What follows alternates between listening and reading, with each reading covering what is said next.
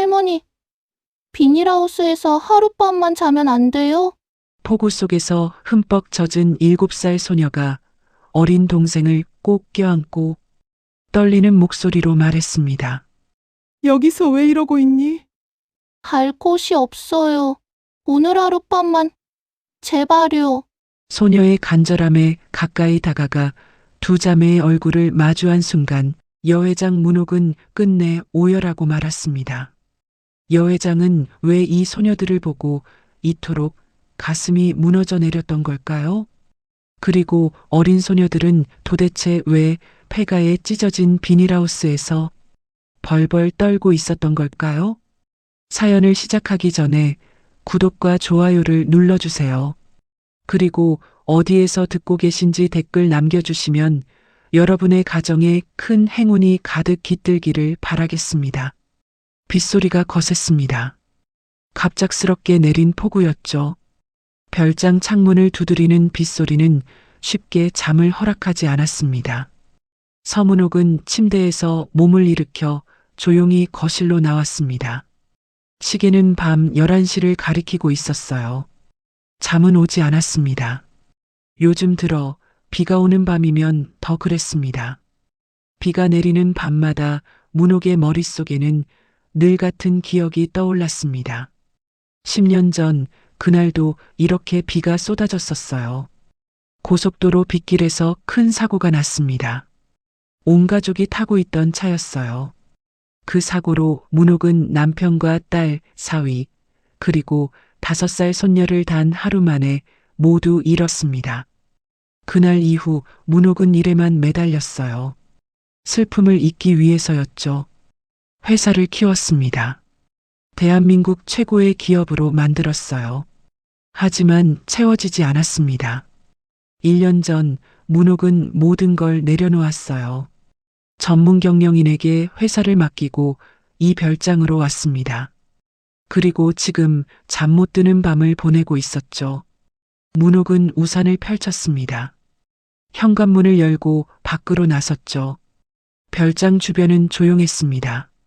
가로등 불빛만이 빗줄기를 비추고 있었어요. 걷기 시작했습니다. 빗소리와 발소리만 들렸죠. 문옥은 천천히 산책로를 따라 걸었습니다. 이런 밤엔 걷는 게 나았어요. 집에 있으면 생각만 깊어졌으니까요. 한참을 걸었을 때였습니다. 별장에서 조금 떨어진 곳에 오래된 폐가가 있었어요. 담벼락이 무너지고 마당엔 자풀만 무성한 곳이었죠. 그 마당 구석에 낡은 비닐하우스가 하나 있었습니다. 그런데 그곳에서 인기척이 들렸어요. 문옥은 걸음을 멈췄습니다. 귀를 기울였죠. 처음엔 빗소리인 줄 알았어요. 하지만 아니었습니다. 분명 사람 소리였어요. 언니, 추워. 어린아이 목소리였습니다. 문옥은 폐가 쪽으로 다가갔습니다. 무너진 담 사이로 마당이 보였어요. 비닐하우스 안에서 희미한 움직임이 느껴졌죠. 가까이 다가갔습니다. 비닐하우스 입구 비닐을 조심스럽게 걷어냈어요. 우산을 든 손이 떨렸습니다. 안에는 어린 소녀들이 있었습니다. 2명이었어요. 젖은 담요를 머리까지 뒤집어 쓴 채 웅크리고 있었죠. 큰아이가 작은아이를 껴안고 있었습니다. 그 순간이었습니다. 큰아이가 고개를 들었습니다. 7살쯤 되어 보이는 여자아이였어요. 젖은 머리카락이 얼굴에 붙어 있었죠. 소녀의 얼굴을 본 순간 문옥의 가슴이 철렁 내려앉았어요. 동그란 눈, 작은 코, 도톰한 입술. 문옥은 숨이 멎는 것 같았어요. 10년 전 사고로 잃은 손녀딸과 너무도 닮아 있었죠. 심장이 빠르게 뛰었습니다. 손끝이 차가워졌어요. 할머니, 오늘 비닐하우스에서 하룻밤만 자면 안 돼요? 큰아이가 떨리는 목소리로 간절하게 물었습니다. 문옥은 너무 놀라 아무 말도 할 수 없었어요. 오늘 하룻밤만요. 제발, 큰아이가 말했습니다. 눈빛엔 간절함이 담겨 있었어요. 작은아이가 기침을 했습니다. 거친 기침이었어요. 작은 아이는 언니 품에서 몸을 벌벌 떨고 있었습니다. 문옥은 떨리는 손으로 비닐을 더 걷어냈습니다. 빗물이 우산에서 흘러내렸죠. 너희들, 왜 여기에 있니? 문옥이 물었습니다. 큰아이가 입술을 깨물었어요. 대답하지 않았습니다. 집은 어디고? 다시 물었죠. 큰아이가 고개를 저었습니다. 갈 곳 없어요. 떨리는 목소리로 말했습니다. 아무데도 갈 데가 없어요. 문옥은 아이들을 바라봤습니다. 젖은 머리, 겁먹은 눈빛, 상처투성인 몸, 그리고 손녀와 너무 닮은 그 얼굴, 외면할 수 없었습니다. 문옥은 핸드폰을 꺼냈습니다. 운전기사 윤필두에게 전화를 걸었어요. 윤 기사, 지금 폐가 쪽으로 차 가져와요. 빨리. 회장님, 무슨 일이십니까? 설명은 나중에. 지금 당장 와요. 전화를 끊었습니다. 문옥은 아이들을 내려다봤어요. 일어서렴. 목소리는 단호했지만 손은 떨리고 있었습니다. 큰아이가 망설였습니다. 문옥이 다시 말했죠. 일어나. 같이 가자. 어디요? 큰아이가 물었어요. 우선 따뜻한 곳으로. 문옥이 우산을 아이들 쪽으로 기울였습니다. 큰아이가 조심스럽게 일어났어요. 작은아이 손을 꼭 잡고 일으켰죠. 작은아이가 다시 기침을 했습니다. 기침이 멎지 않았어요. 몸이 심하게 흔들렸습니다. 괜찮아. 곧 나아질 거야. 문옥이 말했습니다. 자신도 모르게 나온 말이었어요. 차 소리가 들렸습니다. 윤 기사는 우산을 들고 차에서 내렸어요. 아이들을 보더니 눈이 커졌죠.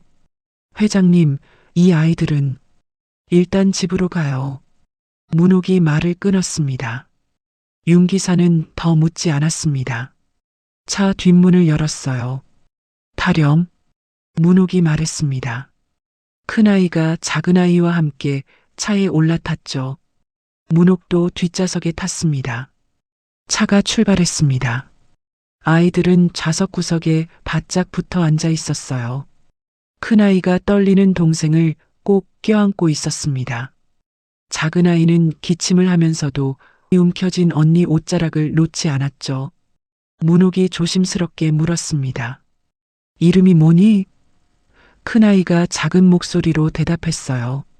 한가은이요. 동생은 한가람이에요. 가은이, 가람이. 문옥이 이름을 되뇌었습니다.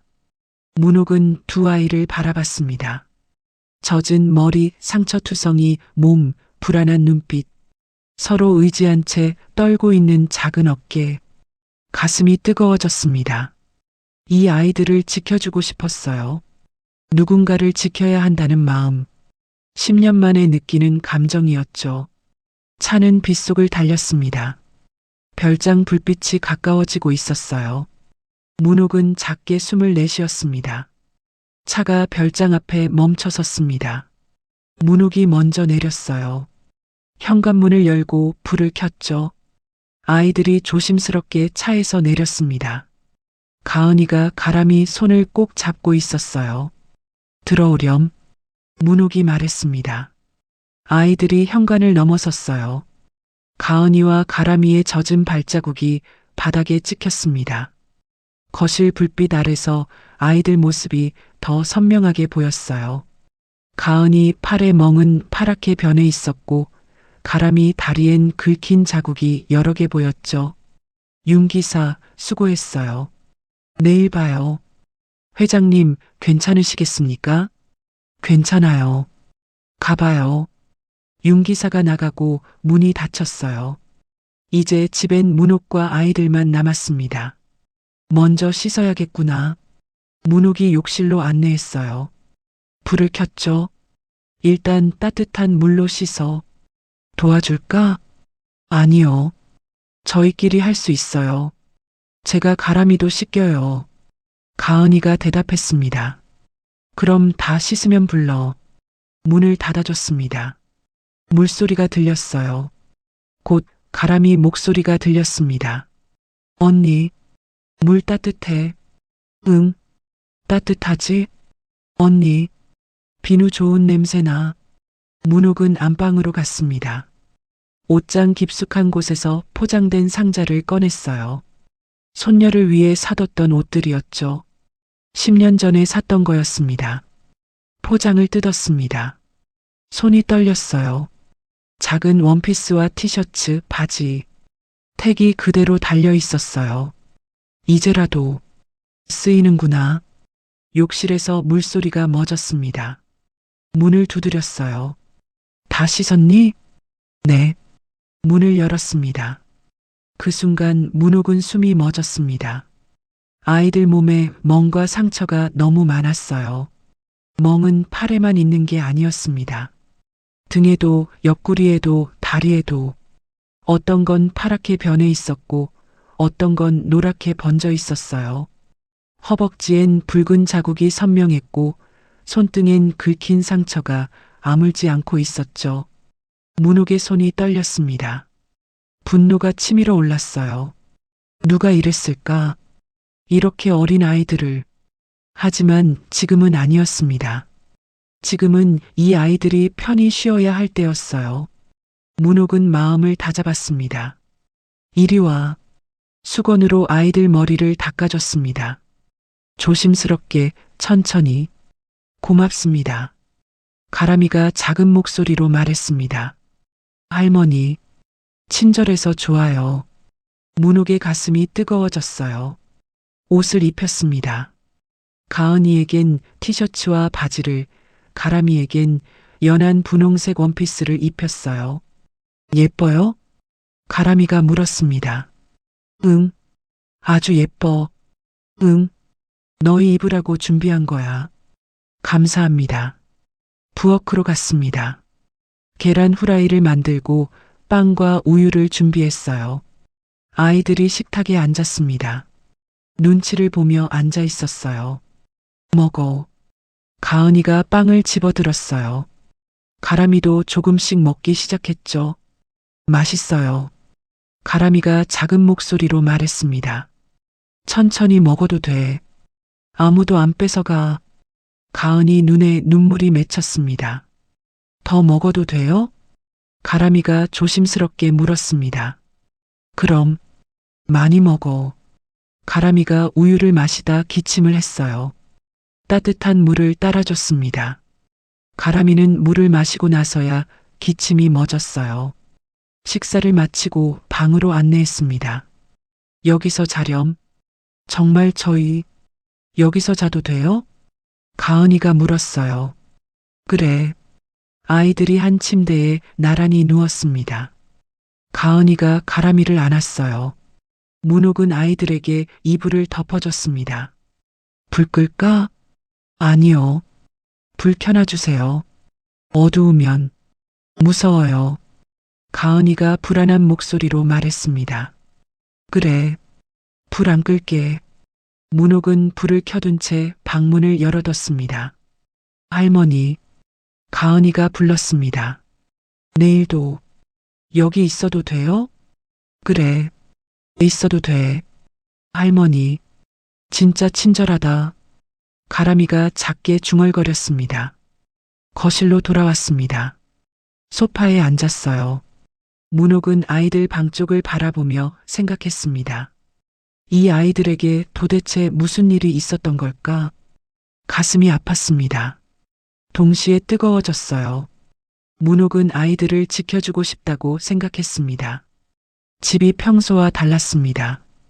오랜만에 집안에 사람 기운이 돌았어요. 10년 만이었습니다. 문옥은 조용히 눈을 감았습니다.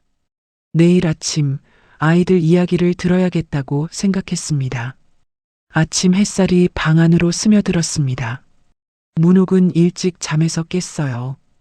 어젯밤 제대로 자지 못했습니다. 거실로 나왔습니다. 조용했어요. 아이들 방문은 여전히 열려 있었습니다. 살짝 들여다봤죠. 아이들은 한 침대에서 꼭 껴안은 채 자고 있었어요. 가은이가 동생 가람이를 감싸 안고 있었습니다. 문옥은 부엌으로 갔습니다. 물을 끓이고 죽을 쓰기 시작했어요. 작은 아이가 아프니까 부드러운 음식이 나을 것 같았죠. 1시간쯤 지났을 때였습니다. 방에서 소리가 들렸어요. 아이들이 깬 모양이었죠. 문옥이 방으로 갔습니다. 가은이가 침대에 앉아 있었어요. 가람이는 아직 누워서 기침을 하고 있었죠. 잘 잤니? 문옥이 물었습니다. 가은이가 움찔했어요. 몸이 굳어지더니 고개만 작게 끄덕였습니다. 동생은 괜찮니? 네. 조금 나아진 것 같아요. 가은이가 대답했습니다. 목소리가 떨렸어요. 문옥은 알 수 있었습니다. 아이가 아직도 겁먹고 있다는 걸. 일어나서 밥 먹자. 죽 끓여뒀어. 죄송해요. 가은이가 갑자기 말했습니다. 뭐가? 늦게 일어나서요. 빨리 일어났어야 하는데. 문옥의 가슴이 아팠습니다. 7살 아이가 할 말이 아니었어요. 괜찮아. 아프면 푹 자야지. 천천히 나와. 식탁에 죽을 차려놨습니다. 아이들이 조심스럽게 식탁에 앉았습니다. 가은이가 계속 문옥 눈치를 봤어요. 먹어. 문옥이 말했습니다. 가은이가 숟가락을 들었어요. 하지만 먹지 않고 물었습니다. 저희 다 먹어도 돼요? 그럼 많이 먹어. 가은이가 조심스럽게 죽을 떠서 입에 넣었습니다. 가람이도 먹기 시작했죠. 문옥은 맞은편에 앉아 아이들을 지켜봤습니다. 말을 꺼내야 할 때였어요. 가은아. 가은이 손이 멎었습니다. 숟가락을 놓았어요. 죄송해요. 제가 뭘 잘못했나요? 아니야. 잘못한 거 없어. 문옥이 말했습니다. 할머니가 궁금한 게 있어서. 가은이가 긴장한 표정으로 고개를 들었습니다. 너희 어디서 왔니? 가은이 입술을 깨물었어요. 한참을 망설이더니 입을 열었습니다. 고아원에서 왔어요. 고아원? 네. 세보머니요. 문옥은 그 이름을 들어본 적이 있었습니다. 별장에서 멀지 않은 곳에 있는 시설이었죠. 부모님은? 가은이 고개를 숙였습니다. 1년 전에 돌아가셨어요. 차 사고로요. 목소리가 떨렸어요. 그래서 고아원에 가게 됐구나. 네. 문옥의 가슴이 무거워졌습니다. 자신도 교통사고로 가족을 잃었죠. 그 아픔을 알았어요. 가은아, 거기 생활은 어땠니? 문옥이 조심스럽게 물었습니다. 가은이 몸이 굳었습니다. 입술을 깨물었어요. 무서웠어요. 작은 목소리였습니다. 말 안 들으면 혼났어요. 울면 어두운 방에 가둬요. 문옥은 더 이상 묻지 않았습니다. 아이들의 두려운 눈빛, 그리고 상처만으로도 충분히 알 수 있었으니까요. 문옥의 손이 떨렸습니다. 그래서 도망친 거니? 가은이 고개를 끄덕였습니다.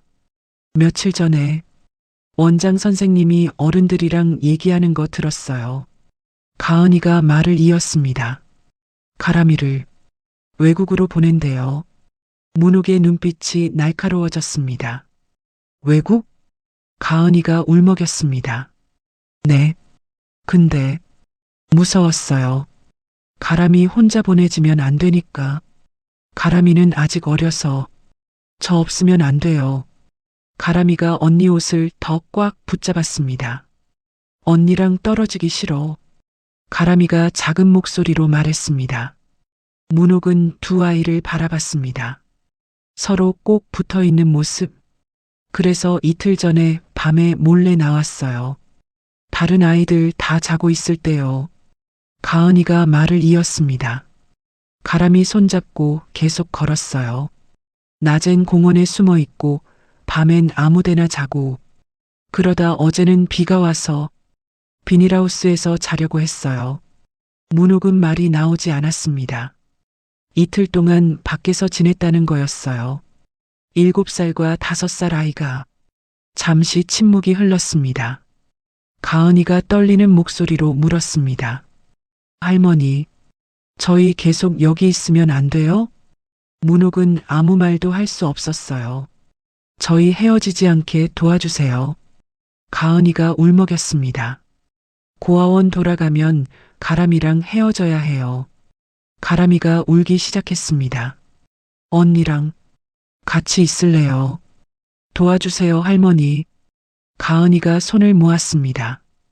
간절한 눈빛이었어요. 문옥은 두 아이를 바라봤습니다. 떨리는 어깨, 눈물 가득한 눈, 그리고 서로를 꼭 붙잡고 있는 작은 손. 가슴이 뜨거워졌습니다. 문옥은 자리에서 일어났습니다. 아이들에게 다가갔어요. 무릎을 굽혔습니다. 아이들과 눈높이를 맞췄죠. 가은아, 가람아. 두 아이를 불렀습니다. 할머니가 약속할게. 목소리가 떨렸어요. 너희 절대 안 보낼 거야. 다시는. 가은이 눈이 커졌습니다. 정말이요? 정말이야. 문옥이 두 아이 손을 잡았습니다. 할머니가 지킬게.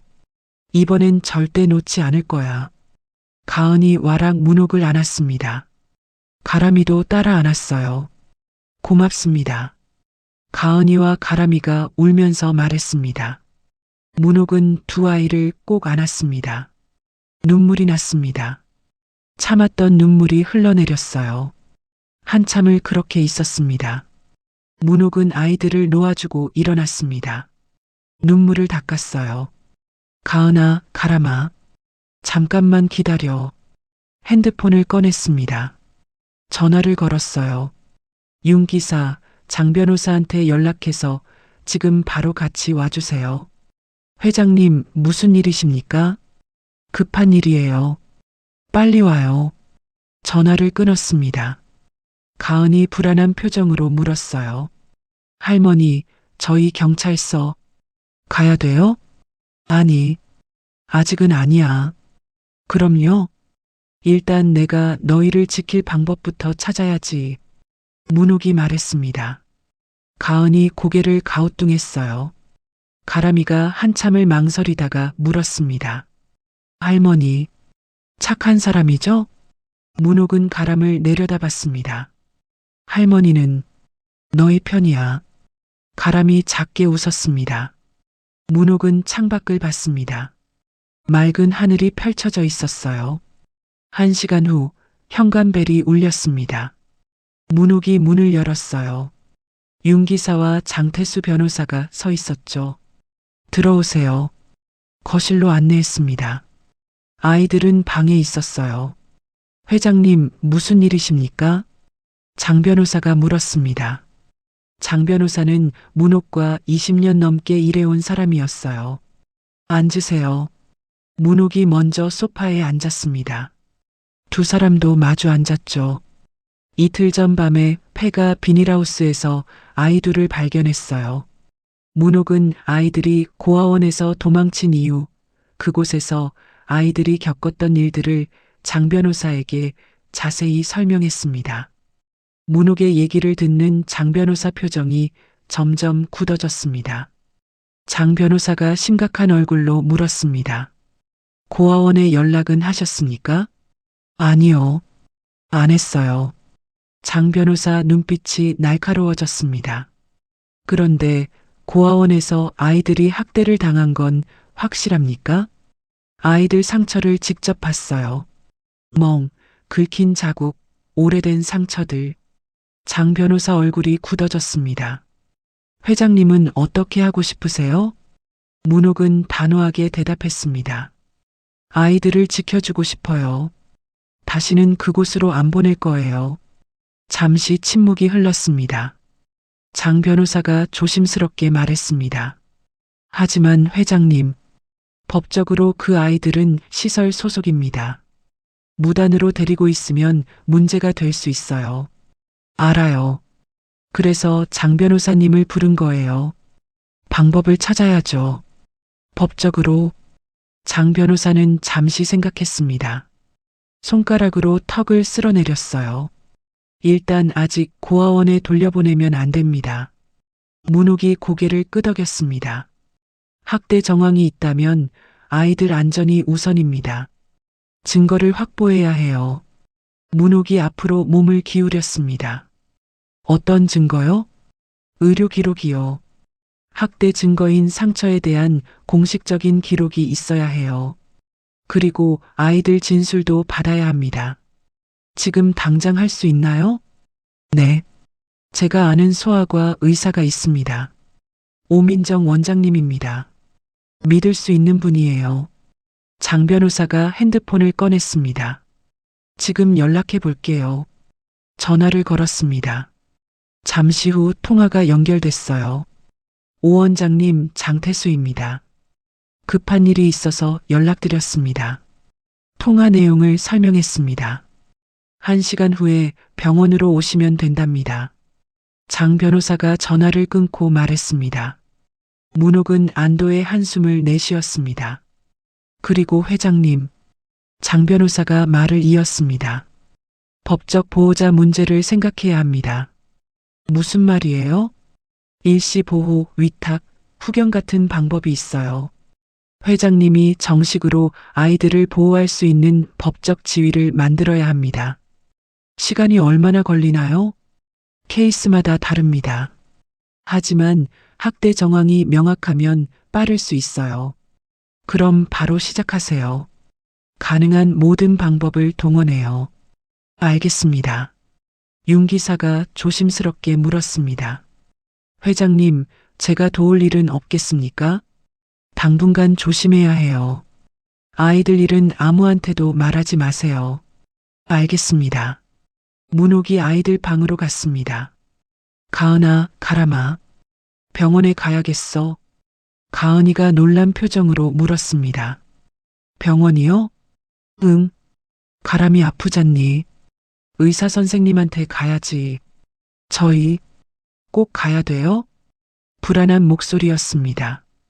괜찮아. 무서운데 아니야. 할머니가 같이 갈게. 가람이가 언니 옷을 꼭 붙잡았습니다.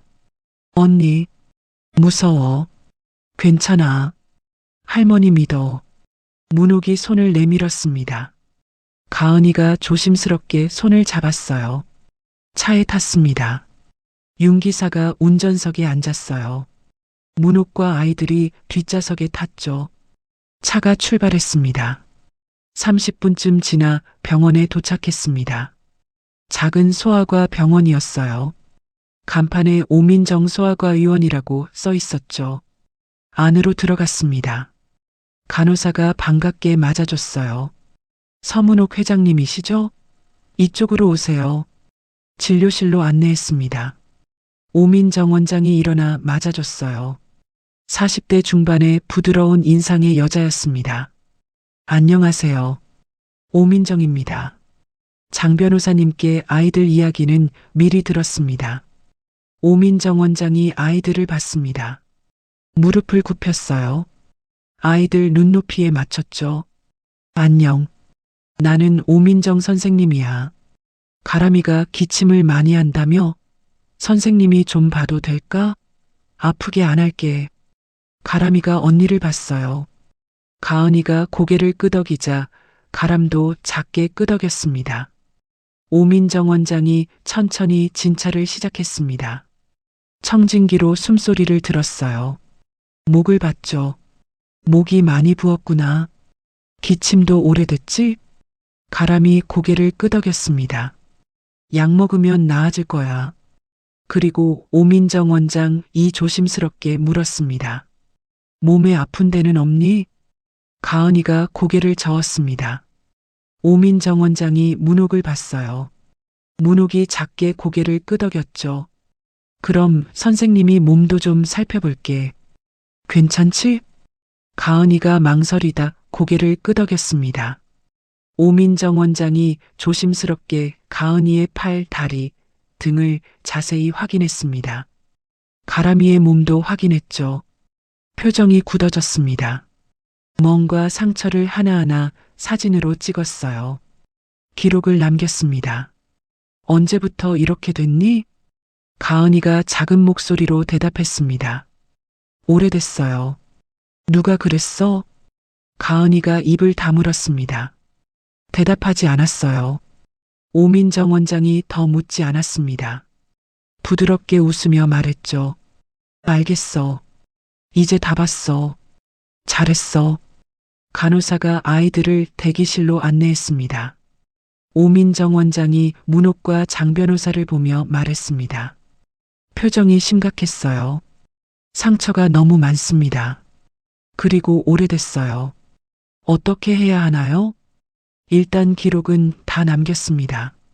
사진도 찍었고 진료 차트에도 기록했어요. 오민정 원장이 말을 이었습니다. 신고는 어떻게 하시겠습니까?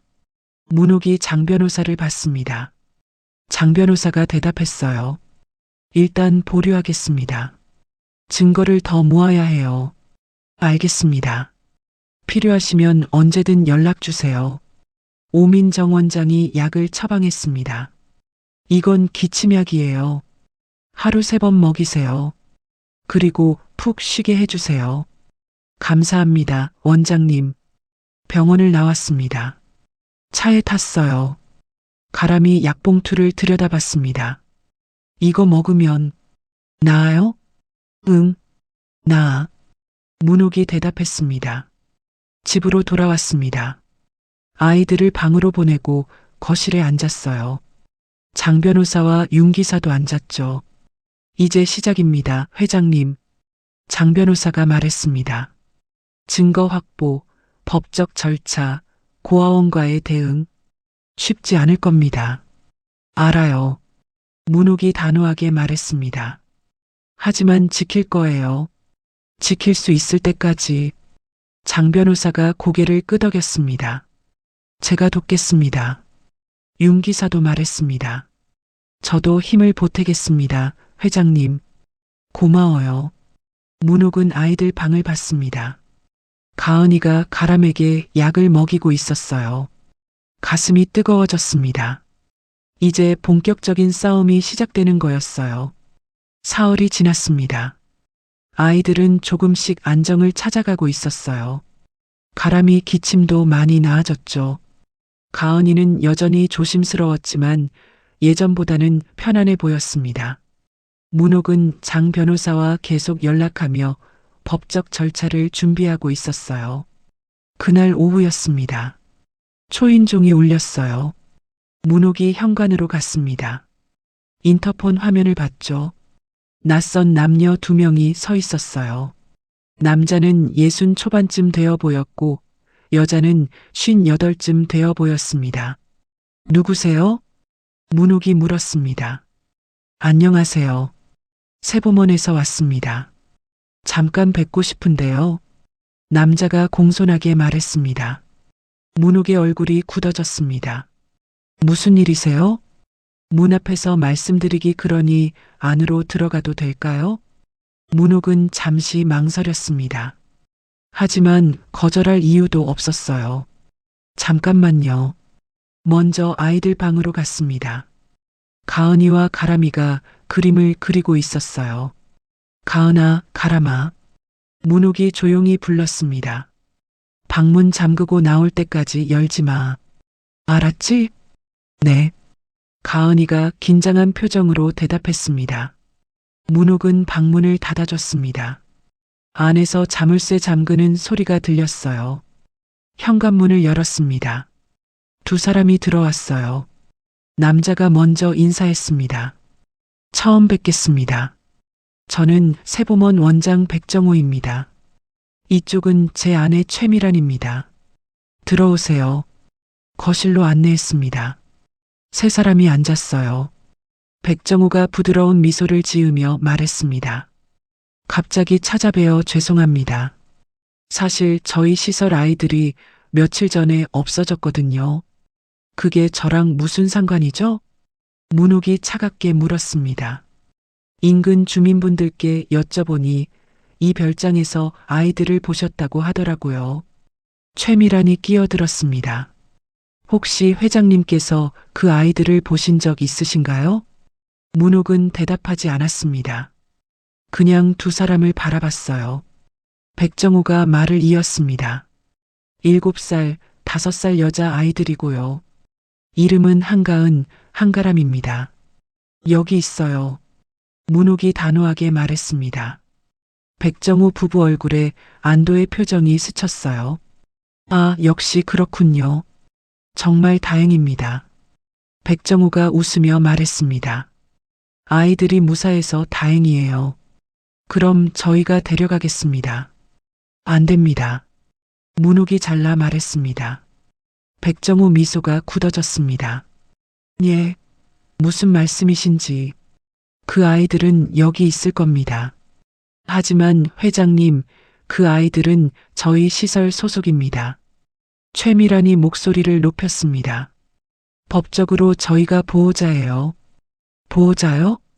문옥이 차갑게 웃었습니다. 보호자가 아이들 몸에 상처를 내나요? 백정우 표정이 변했습니다.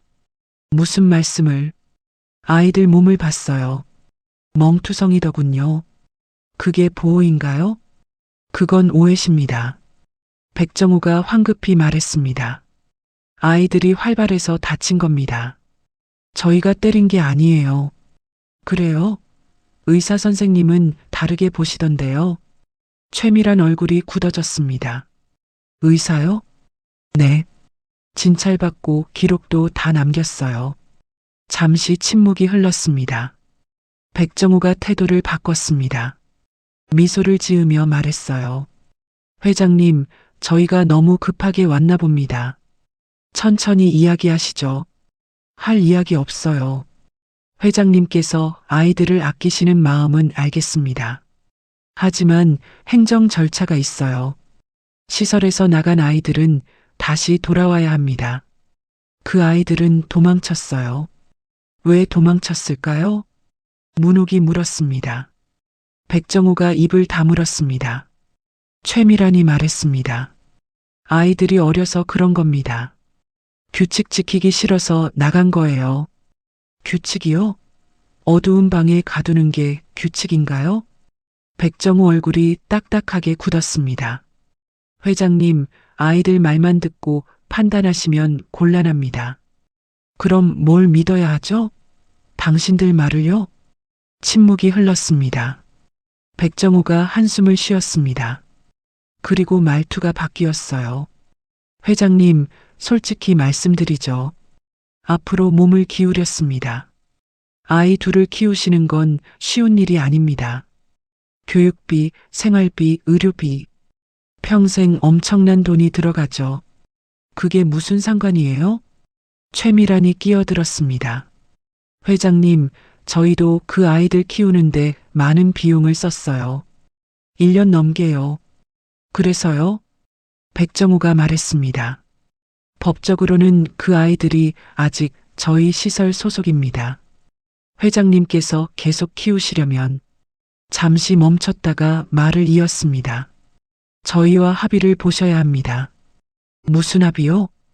양육권 이전에는 비용이 듭니다. 지금까지 들어간 양육비, 행정 처리 비용. 최미란이 구체적으로 말했습니다. 3억 정도면 조용히 정리할 수 있을 것 같은데요. 백정우가 덧붙였습니다. 아이 둘이니까 높은 금액은 아닌 것 같은데요. 문옥의 얼굴이 차갑게 식었습니다. 3억이요? 지금 아이들을 돈으로 거래하자는 겁니까? 거래라니요. 백정우가 웃었습니다. 정당한 절차 비용입니다. 서로 좋게 해결하자는 거죠. 나가세요. 문옥이 일어났습니다. 회장님, 진정하시고 나가라고 했어요. 목소리가 낮아졌습니다. 백정우도 일어났습니다. 미소가 완전히 사라졌어요. 회장님, 법적으로 대응하시겠다는 겁니까? 그래요. 그렇게 하죠. 후회하실 겁니다. 그건 제 일이에요. 최미란이 위협적인 목소리로 말했습니다. 회장님, 아무리 돈이 많으셔도 법은 법입니다. 그 아이들은 시설 소속이에요. 상처투성이로 만들어 놓고 무슨 소속이에요? 문옥이 단호하게 말했습니다. 그 아이들은 제가 지킬 겁니다. 법적으로 제대로.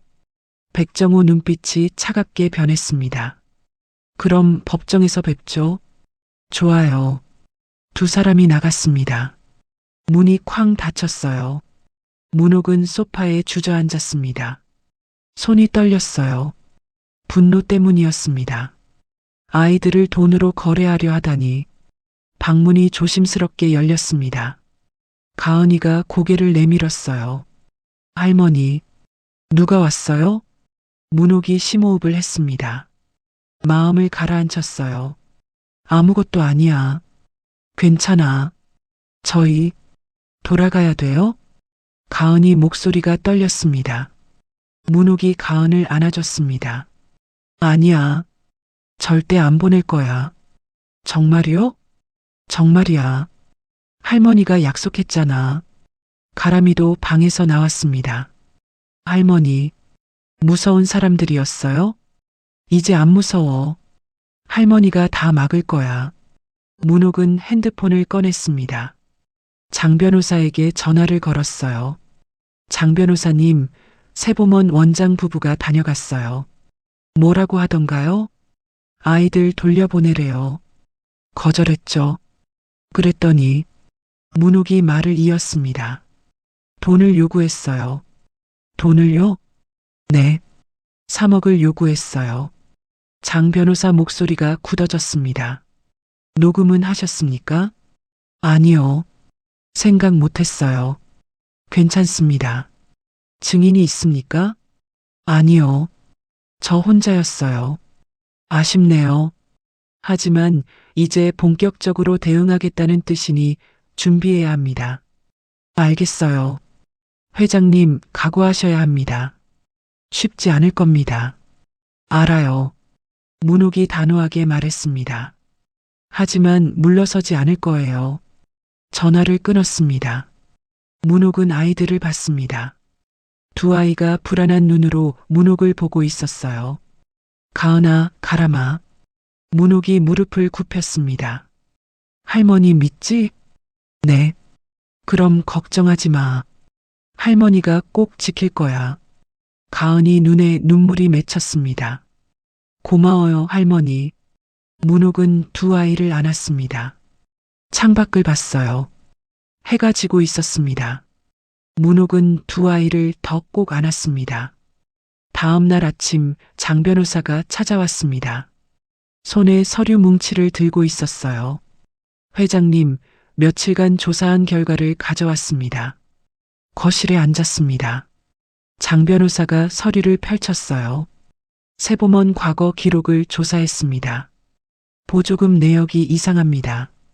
장 변호사가 서류를 가리켰습니다. 등록된 아이 수가 자주 바뀝니다. 그런데 더 이상한 게 다른 서류를 펼쳤어요. 고아원 계좌로 정체불명의 거액이 여러 번 입금됐습니다. 얼마나요? 한 번에 2천만 원에서 3천만 원. 6개월에 한 번씩요. 문옥의 눈빛이 날카로워졌습니다. 누가 보낸 건가요? 개인 계좌입니다. 추적해보니 해외 송금 전문 업체를 거쳤어요. 해외요? 네. 이건 보조금도 아니고 후원금도 아닙니다. 뭔가 대가로 받은 돈일 가능성이 높습니다. 문옥은 주먹을 쥐었습니다. 확실한 증거가 있나요? 아직은 정황뿐입니다. 하지만 더 파보겠습니다. 장 변호사가 말을 이었습니다. 그리고 과거 세보먼에서 일했던 직원을 찾았습니다. 전 직원이요? 네. 석 달 전에 그만둔 보육사입니다.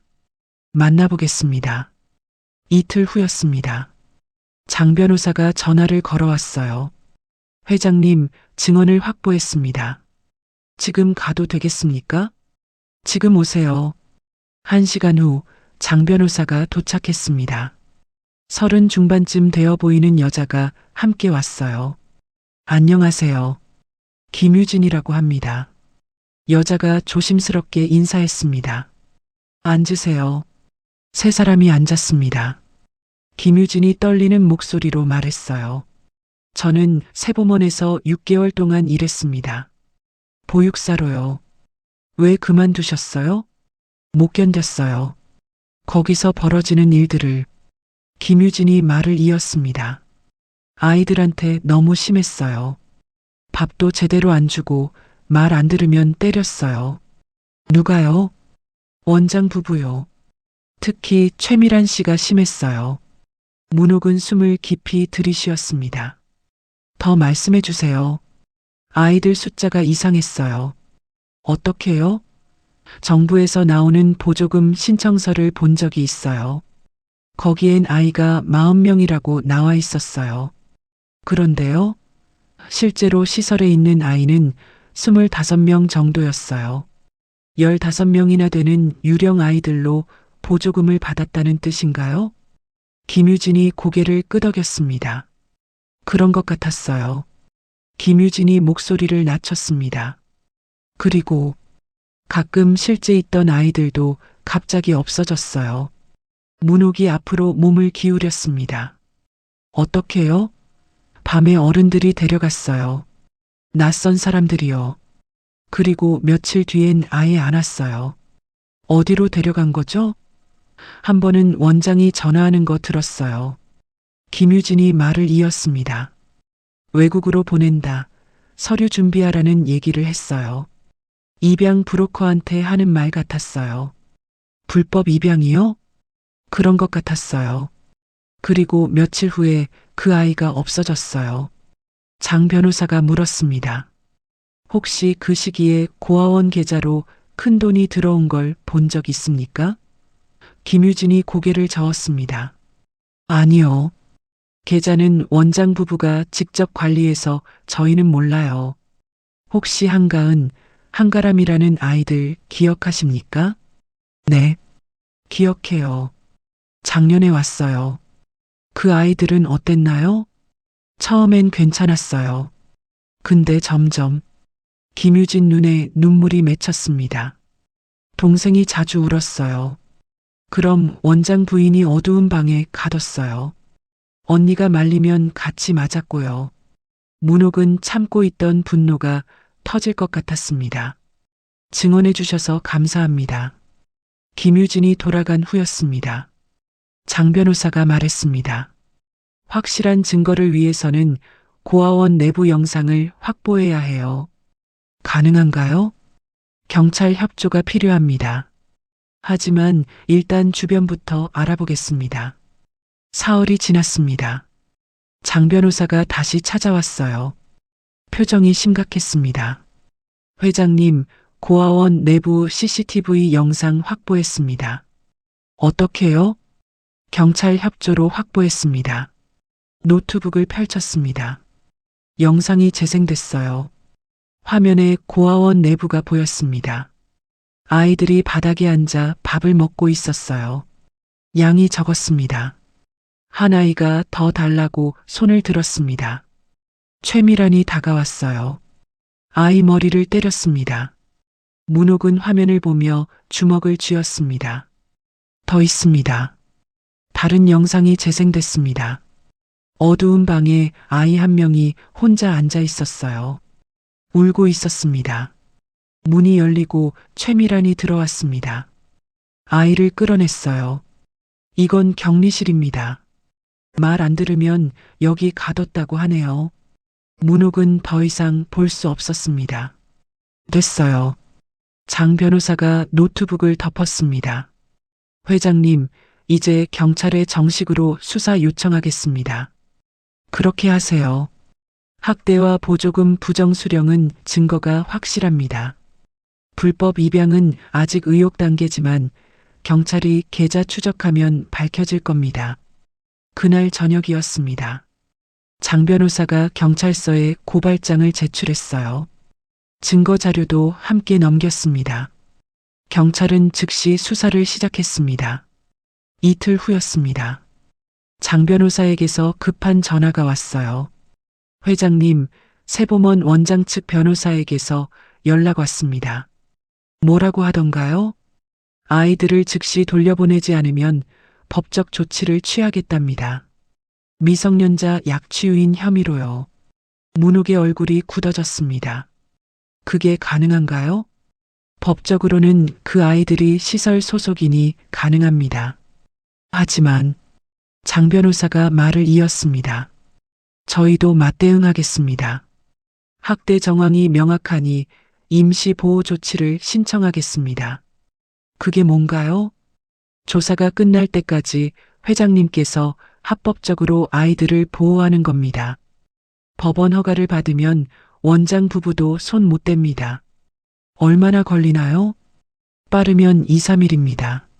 사흘 후였습니다. 장 변호사가 서류를 들고 찾아왔어요. 얼굴에 미소가 번져 있었습니다. 회장님 나왔습니다. 뭐가요? 임시 보호 결정이요. 경찰 수사가 끝날 때까지 회장님이 합법적으로 아이들을 보호할 수 있습니다. 문옥은 서류를 받아들었습니다. 손이 떨렸어요. 이제 괜찮은 건가요? 네. 이제 원장 부부가 함부로 못합니다. 법적 근거가 생겼으니까요. 문옥은 깊은 한숨을 내쉬었습니다. 장 변호사가 돌아간 후 문옥은 아이들을 불렀습니다. 가은아, 가람아. 네, 할머니. 이제 너희 고아원 안 가도 돼. 법으로 정해졌어. 가은이 눈이 커졌습니다. 정말이요? 정말이야. 가람이가 환하게 웃으며 소리쳤습니다. 언니, 우리 안 가도 돼.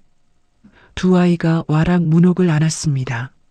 문옥은 두 아이를 꼭 껴안았어요. 처음 보는 아이들의 환한 웃음이었습니다. 이틀 후 아침이었습니다. 윤 기사가 급하게 전화를 걸어왔어요. 회장님, 뉴스 보셨습니까? 무슨 뉴스요?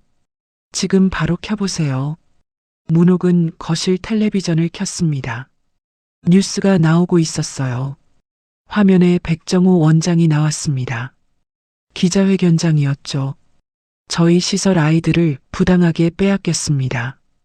백정호가 분노한 표정으로 말했습니다. 대한민국 대표 기업 총수가 법적 절차를 무시하고 우리 아이들을 데려갔습니다. 기자가 물었습니다. 임시 보호 결정이 났다고 들었는데요. 그건 일방적인 겁니다. 저희는 아무 잘못도 하지 않았어요. 최미란이 눈물을 닦으며 말했습니다. 우리 아이들이 걱정됩니다. 낯선 곳에서 얼마나 무서워하겠어요. 학대 의혹에 대해서는 어떻게 생각하십니까? 백정우가 손을 저었습니다. 전혀 사실이 아닙니다. 누군가 저희를 모함하는 겁니다. 문옥은 화면을 보며 주먹을 쥐었습니다. 저 거짓말쟁이들. 핸드폰이 울렸습니다. 장 변호사였어요. 회장님, 보셨죠? 네. 저게 뭡니까? 언론 플레이입니다. 여론전을 시작한 겁니다. 어떻게 대응해야 하나요? 일단 침묵하세요.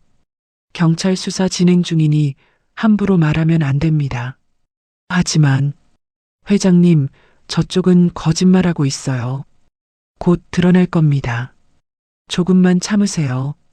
전화를 끊었습니다. 오후가 되자 기사가 쏟아졌습니다. 휴대폰 화면을 봤어요. 세보먼 아이들 실종, 경찰 수사 중, 원장 부부 눈물의 호소, 아이들 제발 돌아오길. 댓글들도 달려 있었습니다. 대기업 총수가 저런 일을? 돈이 많으면 다야? 재벌이라고 함부로 하면 안 되지. 문옥은 핸드폰을 내려놨습니다. 가슴이 답답했어요. 그날 저녁이었습니다. 윤 기사가 다시 전화했습니다. 회장님, 집 앞에 수상한 차가 있습니다. 뭐라고요? 1시간째 주차돼 있어요. 사람도 안 내리고요. 문옥은 창문으로 다가갔습니다. 커튼을 살짝 젖혔어요. 검은색 승용차 한 대가 보였습니다. 계속 지켜보세요. 알겠습니다. 문옥은 아이들 방으로 갔습니다. 가은이와 가람이가 그림을 그리고 있었어요. 가은아, 가람아. 네, 할머니. 오늘은 밖에 나가지 마. 알았지? 가은이 표정이 굳어졌습니다. 왜요? 무슨 일 있어요? 아니야. 그냥 집에서 쉬자. 가은이는 뭔가 눈치챈 듯 했습니다. 하지만 묻지 않았어요. 다음 날 아침이었습니다. 장 변호사가 급하게 찾아왔습니다. 회장님, 경찰이 움직였습니다. 뭐라고요? 어제 새벽에 세범원 압수수색을 했습니다. 장 변호사가 서류를 펼쳤습니다. 통장, 장부, 서류 전부 압수했어요. 그래서요? 지금 분석 중입니다. 곧 결과 나올 겁니다.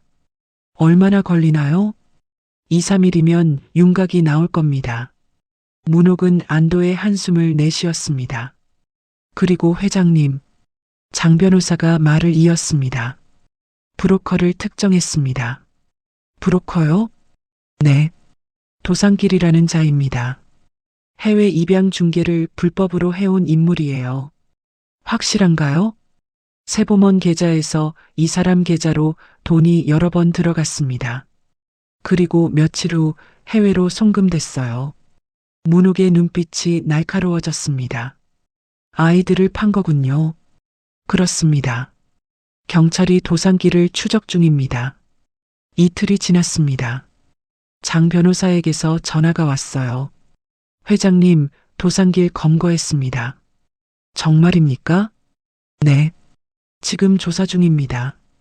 그리고 장 변호사 목소리가 밝아졌습니다. 계좌 분석 결과 나왔습니다. 어떻게 됐나요? 세범원 계좌로 지난 10년간 총 6억 원이 입금됐습니다. 모두 브로커 도상길 계좌에서요. 6억이요? 문옥의 목소리가 떨렸습니다. 네. 10년 동안 꾸준히 돈이 들어왔어요. 그리고 입금 시기와 아이들 실종 시기가 정확히 일치합니다. 그럼 10년 동안 계속 아이들을. 그렇습니다. 최소 20명 이상일 것으로 추정됩니다. 문옥은 주먹을 쥐었습니다.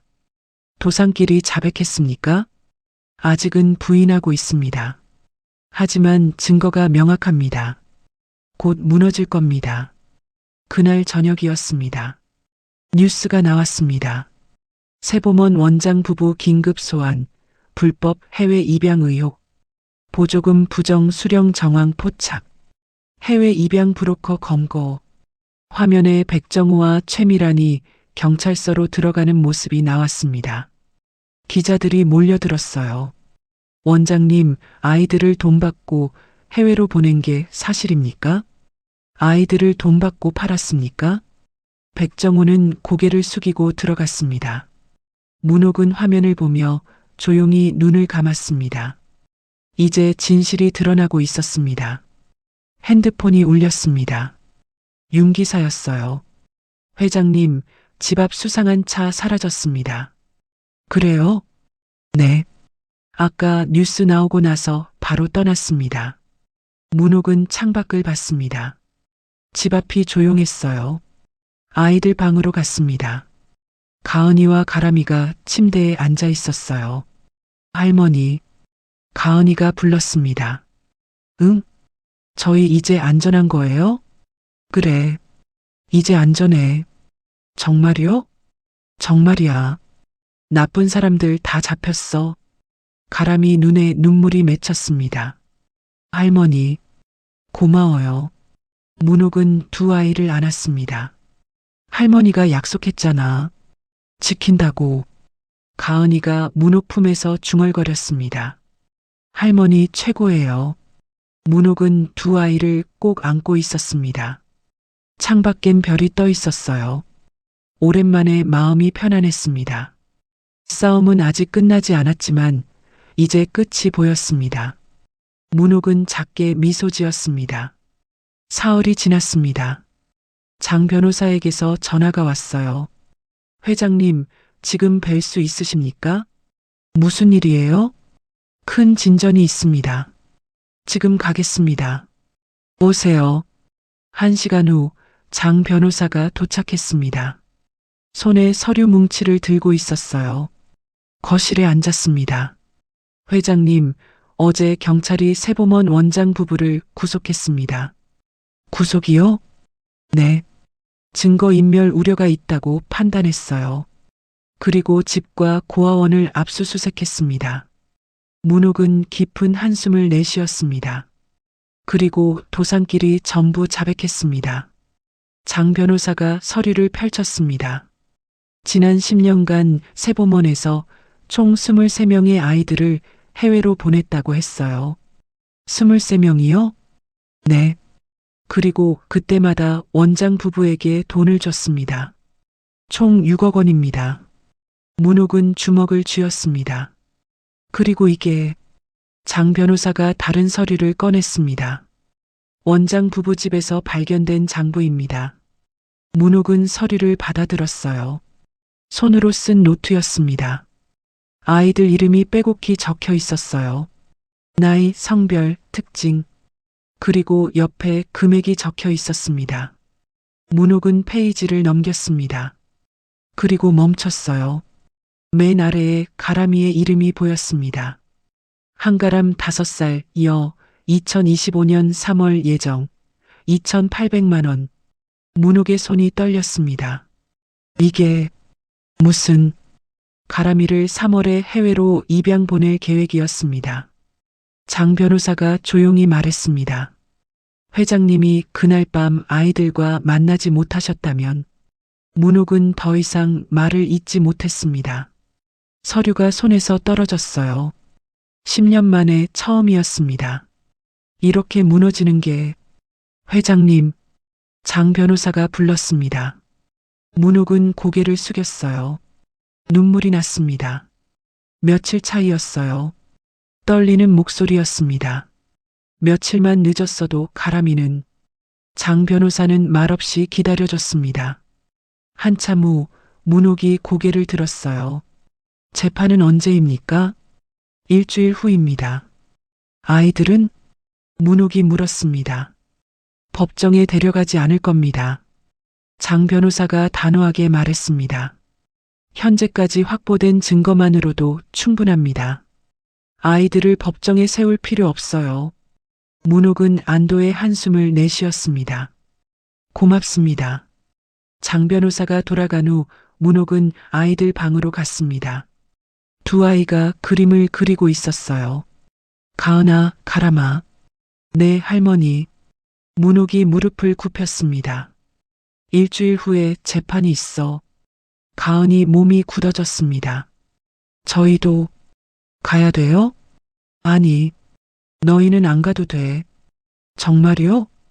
정말이야. 할머니 혼자 갈 거야. 가람이 눈에 눈물이 맺혔습니다. 할머니, 무섭지 않아요? 문옥은 미소 지었습니다. 안 무서워. 할머니가 너희 지킬 거야. 가은이가 문옥을 안았습니다. 할머니, 사랑해요. 가람이도 따라 안았어요. 저도요. 문옥은 눈물을 흘렸습니다. 10년 만이었어요. 누군가에게 이런 말을 듣는 게... 그리고 10년 만에 처음으로 대답했습니다. 할머니도 너희 사랑해.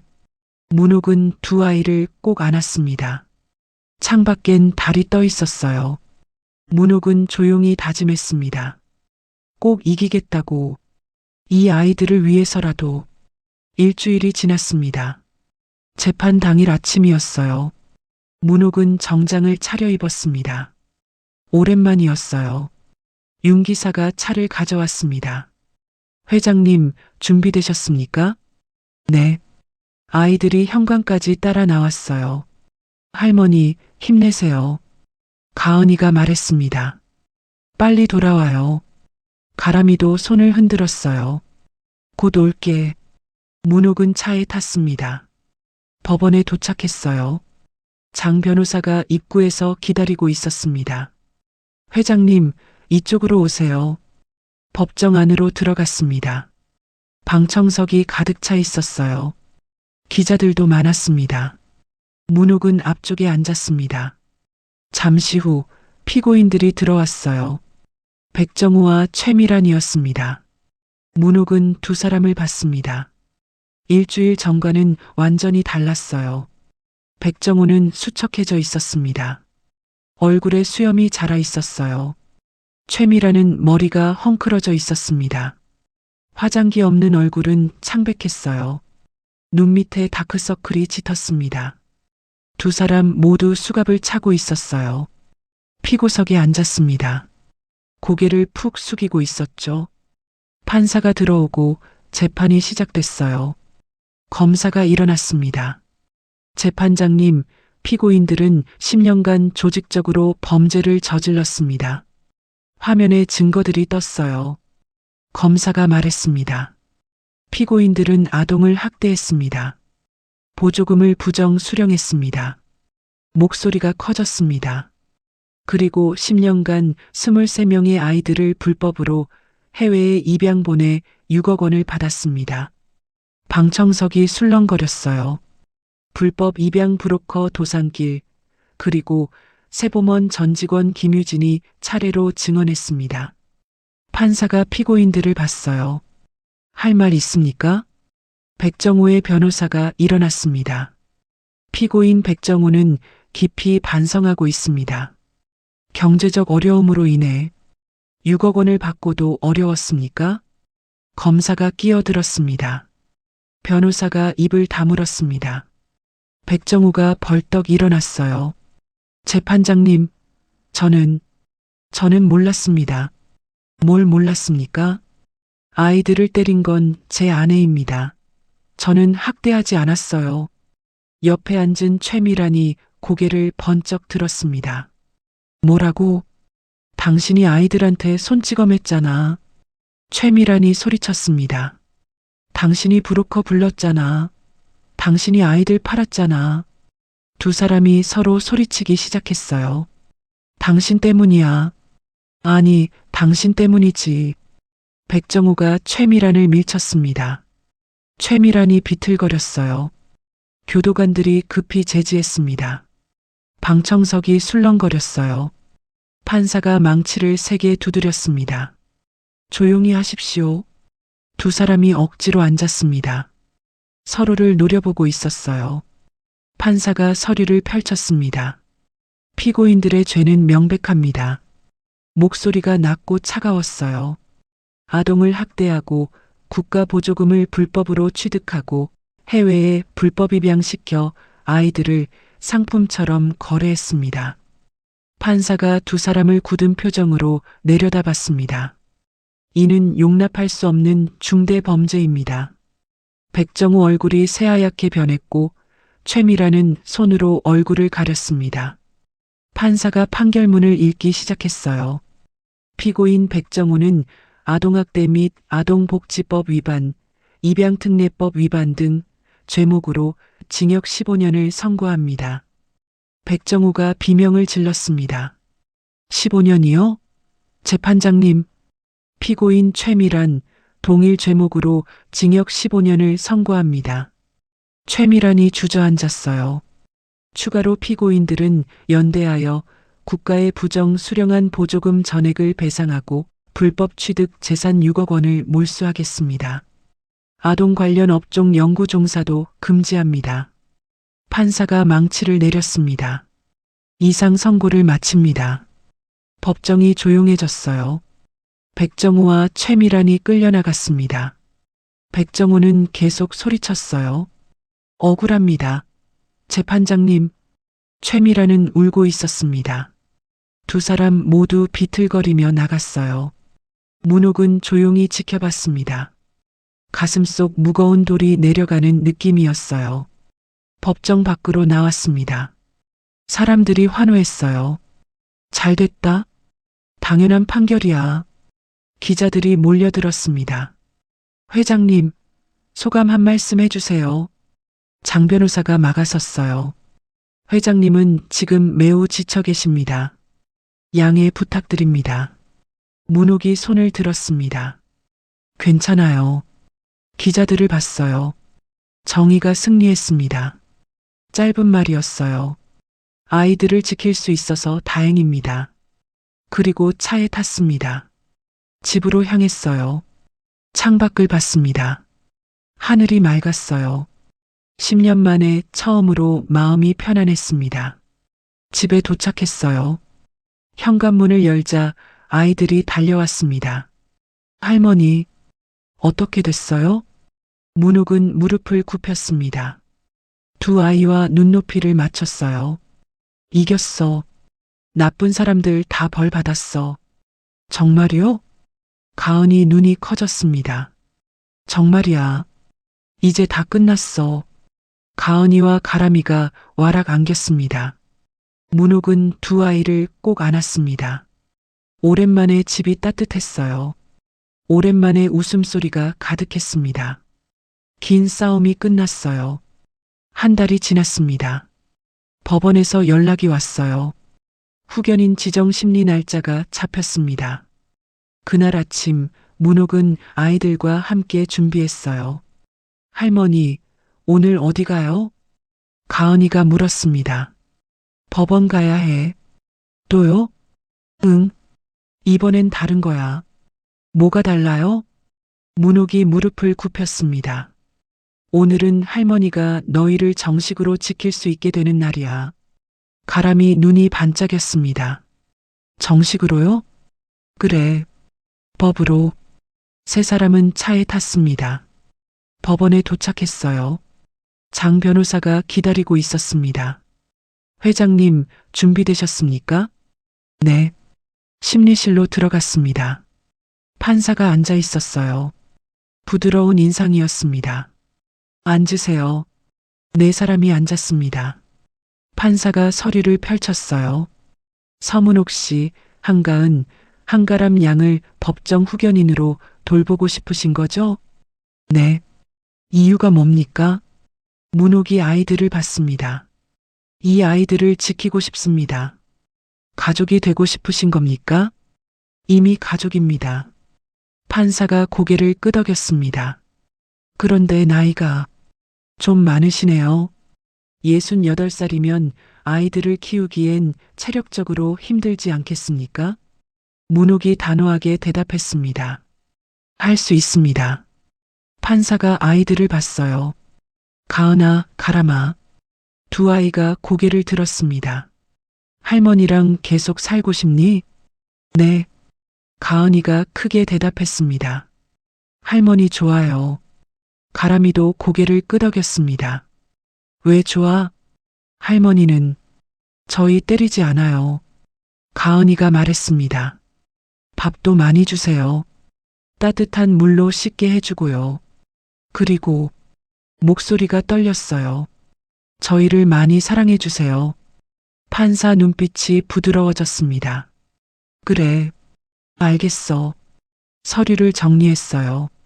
서문옥 씨를 한가은, 한가람의 법정 후견인으로 지정합니다. 문옥의 눈에 눈물이 맺혔습니다. 양육권과 친권을 부여합니다. 이제 법적으로도 보호자입니다. 판사가 문옥을 받습니다. 두 아이를 잘 부탁드립니다. 감사합니다. 법원을 나왔습니다. 햇살이 따뜻했어요. 가람이가 문옥 손을 잡으며 물었습니다. 할머니, 우리 이제 가족이에요? 그럼, 우리 가족이지. 가은이가 끼어들었습니다. 그럼 우리 계속 같이 있어도 돼요? 그럼, 영원히. 세 사람은 손을 잡고 걸었습니다. 집으로 돌아왔어요. 문옥은 오랜만에 다락방으로 올라갔습니다. 먼지 쌓인 상자들이 있었어요. 하나를 열었습니다. 안에 작은 옷가지들이 들어 있었어요. 10년 전 손녀 생일 선물로 사뒀던 옷이었죠. 한 번도 입히지 못했습니다. 문옥은 옷을 꺼내 들었어요. 가슴이 아팠습니다. 하지만 예전처럼 무너지지 않았어요. 계단을 내려왔습니다. 거실에서 아이들이 그림을 그리고 있었어요. 가람아, 네 할머니, 이거 입어볼래? 옷을 내밀었습니다. 가람이 눈이 커졌어요. 예뻐요. 입어봐. 가람이 옷을 입었습니다. 딱 맞았어요. 어때요? 빙글빙글 돌았습니다. 문옥은 그 모습을 보며 웃었습니다. 눈물이 났지만 슬프지 않았어요. 예쁘다. 가은이가 물었습니다. 할머니, 이거 누구 옷이었어요? 할머니 손녀 옷이었어. 손녀요? 응. 오래전에 하늘 날아갔어. 가은이 표정이 어두워졌습니다. 그럼 슬프시겠어요. 문옥이 고개를 저었습니다. 이제는 괜찮아. 너희가 있으니까. 문옥이 두 아이를 꼭 안았습니다. 서로 아끼고 사랑하면 그게 진짜 가족이야. 가람이가 웃었습니다. 그럼 저희 진짜 가족이네요. 그럼 진짜 가족이지. 저녁이 되었습니다. 세 사람은 식탁에 앉았어요. 잘 먹겠습니다. 아이들이 환하게 웃었습니다. 문옥은 그 모습을 보며 가슴이 따뜻해졌어요. 10년 만이었습니다. 이렇게 식탁이 시끄러운 게, 이렇게 웃음이 가득한 게, 식사를 마치고 거실로 나왔습니다. 가은이와 가람이가 소파에 나란히 앉았어요. 할머니 옆에 앉아요. 문옥이 두 아이 사이에 앉았습니다. 가람이가 문옥 팔을 꼭 안았어요. 할머니 냄새 좋아요. 가은이도 문옥에게 기댔습니다. 할머니 사랑해요. 문옥의 눈에 눈물이 맺혔습니다. 할머니도 너희 사랑해. 문옥은 두 아이를 꼭 안았습니다. 긴 겨울이 끝났어요. 이제 봄이었습니다. 10년 만에 찾아온 봄. 따뜻하고 환한 봄이었습니다. 문옥은 조용히 미소 지었습니다. 이제 혼자가 아니었어요. 지킬 사람이 있었습니다. 사랑할 사람이 있었어요. 함께 살아갈 가족이 있었습니다. 새로운 시작이었습니다. 오늘 이야기 어떠셨나요? 이 사연이 당신의 하루에 작은 위로가 되었다면 구독과 좋아요로 마음을 나눠주세요. 그리고 사연 주인공에게 건네고 싶은 위로나 응원의 말이 있으시다면 댓글로 남겨주세요. 당신의 한마디가 누군가에겐 오늘 하루를 버틸 큰 힘이 됩니다. 늘 건강하시고 내일도 밝고 따뜻한 하루가 되시길 바랍니다.